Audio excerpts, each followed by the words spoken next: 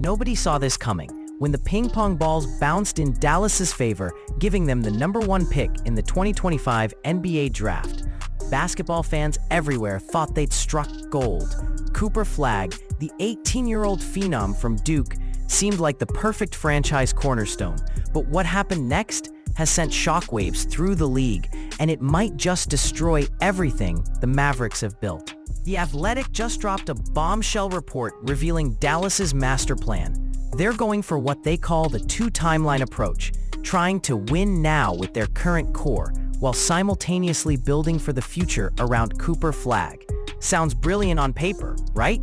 Here's the problem. This strategy has been the graveyard of championship dreams for almost every team that's attempted it. And the Mavericks? They might be the least equipped franchise in the NBA to pull it off.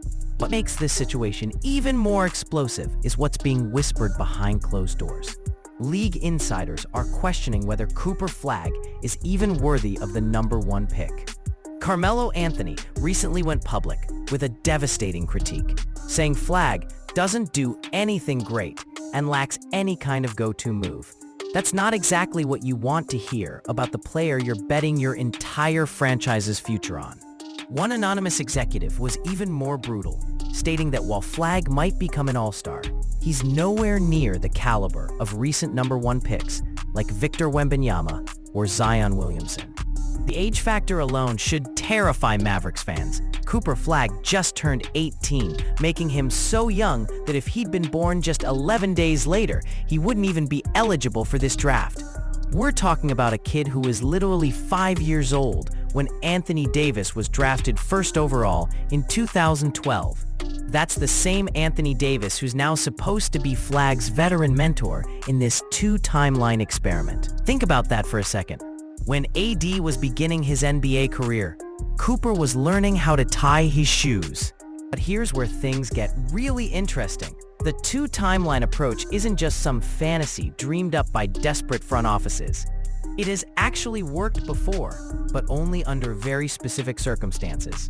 The most famous example happened in 1979, when the Lakers were already a competitive team and landed Magic Johnson with the first pick. Magic didn't just contribute immediately, he dominated, leading them to a championship as a rookie. Then, as the older players aged out, Magic and the younger core kept the dynasty rolling for over a decade.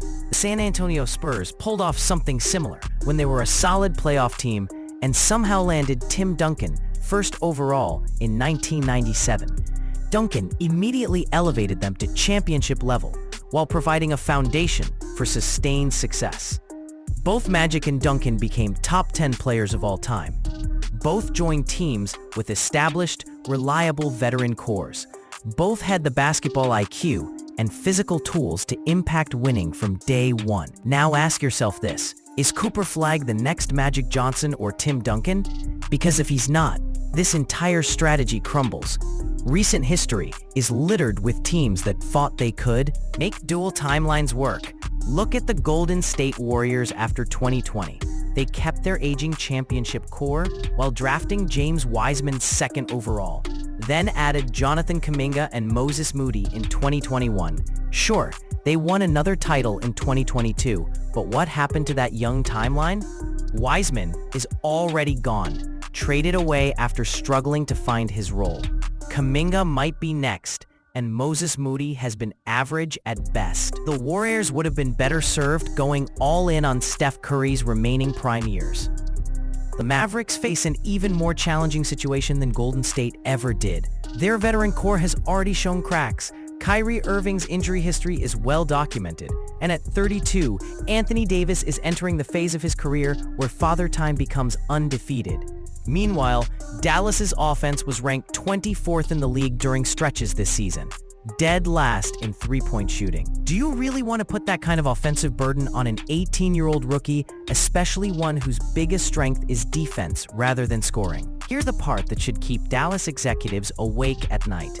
They don't control any of their first-round picks from 2027 to 2030. So what happens when Anthony Davis inevitably declines or gets injured? How do they build around Cooper Flagg without draft capital? This is the exact opposite of what smart rebuilding teams do. Look at San Antonio with Victor Wembanyama. When they had a down year, they got another high pick to add talent around their young star. The Mavericks have painted themselves into a corner where if things go wrong, they have no safety net. The rumors swirling around the league suggest Dallas knows they're in trouble. Jake Fisher is reporting that the Mavericks are desperately searching for a reliable point guard who can help make this experiment work from year one. Their options? Aging veterans like Chris Paul, inconsistent players like D'Angelo Russell, or hoping they can swing a trade for someone like Austin Reeves. None of these moves screams championship contention, when you're supposed to be maximizing the primes of Irving and Davis. But perhaps the most damning evidence against this strategy comes from the players themselves. Former Celtic champion Tony Allen recently stated flat out that Cooper Flagg will never be a franchise player. NBA executives are privately expressing doubts about whether Flagg can handle the weight of expectations in a major market like Dallas. These aren't just random hot takes. They're coming from people who've seen every top prospect over the past decade. The financial implications make this gamble even riskier. Dallas is already committed to massive contracts for their veteran core, leaving little flexibility to add complementary pieces. They're essentially asking an 18-year-old rookie to be the missing piece that transforms them from a playoff team into a championship contender. That's not development. That's desperation. What makes this situation truly tragic is that there were alternatives. Trade rumors suggest the Mavericks could have moved the pick for an established star who would immediately make them title contenders. Imagine if they'd pursued someone like Giannis Antetokounmpo, who reportedly might be available. That would have given their current timeline a legitimate shot at a championship. Instead, they're hedging their bets and potentially ruining both timelines in the process. The ripple effects throughout the league are already being felt. Teams picking behind Dallas are salivating at the prospect of better prospects falling to them. Dylan Harper, who many scouts believe has higher upside than Flagg, could end up in San Antonio at number 2. The Spurs, who actually know how to develop young talent and build sustainable success, might be the real winners of this draft. Even more intriguing are the reports that the top 3 picks could all be available in trade discussions. If Dallas is already having second thoughts about their 2-timeline approach, don't be surprised if they try to flip the pick before draft night. But their leverage decreases every day as more questions emerge about Flagg's readiness for the NBA spotlight. The most damning part of this entire situation?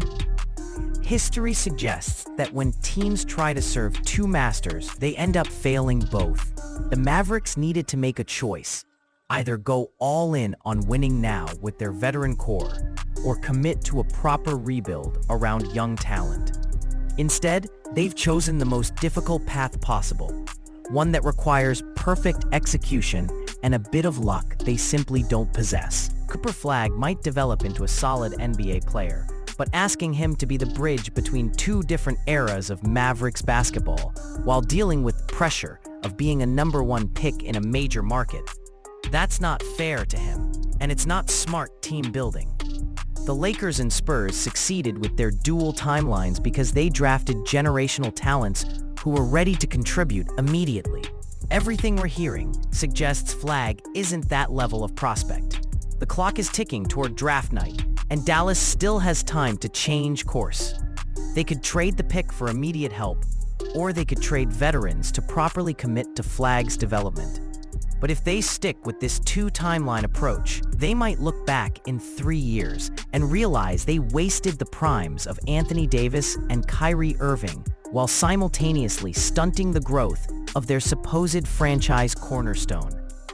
In the end, the Mavericks' lottery luck might turn out to be the worst thing that could have happened to their championship aspirations. Sometimes getting what you think you want ends up being exactly what destroys everything you've worked to build. Cooper Flagg's arrival in Dallas might mark the beginning of the end for a franchise that was just 2 years removed from the NBA Finals. The most successful teams in NBA history knew when to make hard choices. The Mavericks are about to find out what happens when you try to have it all. Nobody saw this coming when the ping pong balls bounced in Dallas's favor, giving them the number 1 pick in the 2025 NBA draft. basketball fans everywhere thought they'd struck gold.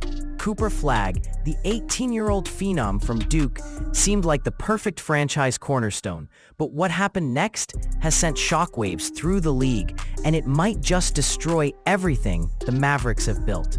The Athletic just dropped a bombshell report revealing Dallas's master plan. They're going for what they call the two-timeline approach, trying to win now with their current core, while simultaneously building for the future around Cooper Flagg. Sounds brilliant on paper, right? Here's the problem. This strategy has been the graveyard of championship dreams for almost every team that's attempted it. And the Mavericks? They might be the least equipped franchise in the NBA to pull it off.